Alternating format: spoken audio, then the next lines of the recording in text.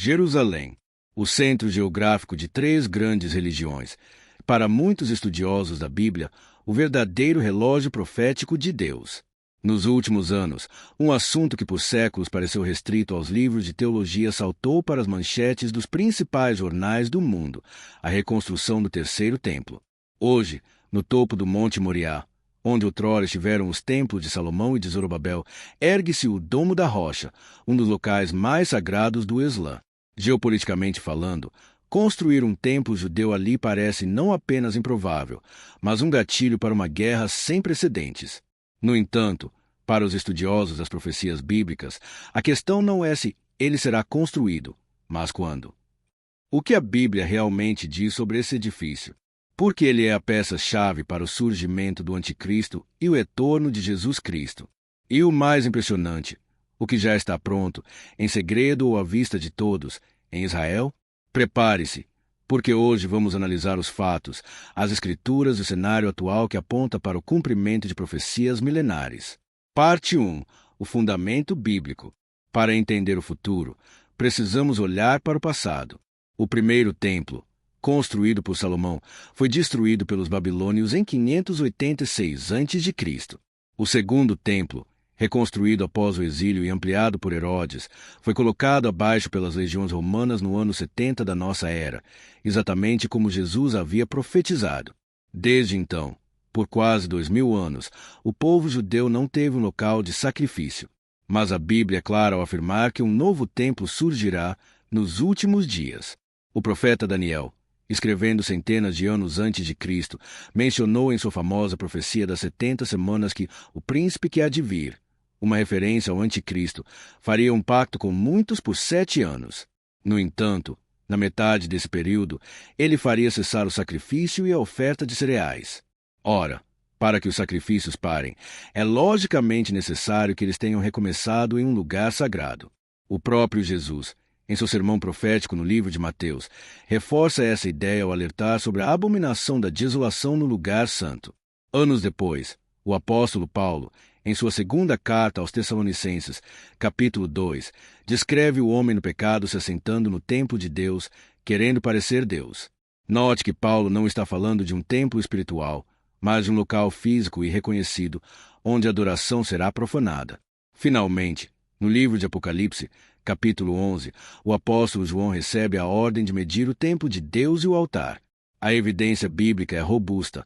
O cenário do fim dos tempos exige um templo em Jerusalém. Parte 2. A preparação em Israel. Muitas pessoas pensam que o terceiro templo é apenas um sonho distante, mas em Israel, ele já é um projeto executivo. O Instituto do Templo, sediado na cidade velha de Jerusalém, já gastou milhões de dólares para recriar tudo o que é necessário para o culto levítico. Eles não estão apenas fazendo réplicas de museu. Eles criaram a menorá de ouro maciço, pronta para ser transportada. Eles fabricaram os incensários, as mesas para os pães da proposição e as trombetas de prata. Mais do que objetos, há um esforço humano. Uma escola de sacerdotes foi estabelecida para treinar descendentes da linhagem de Arão sobre como realizar os rituais e sacrifícios conforme a lei de Moisés. E há um detalhe que muitos ignoram, mas que é vital: a novilha vermelha.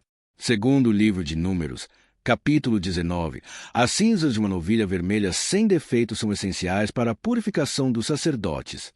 Sem essa purificação, ninguém pode entrar no templo.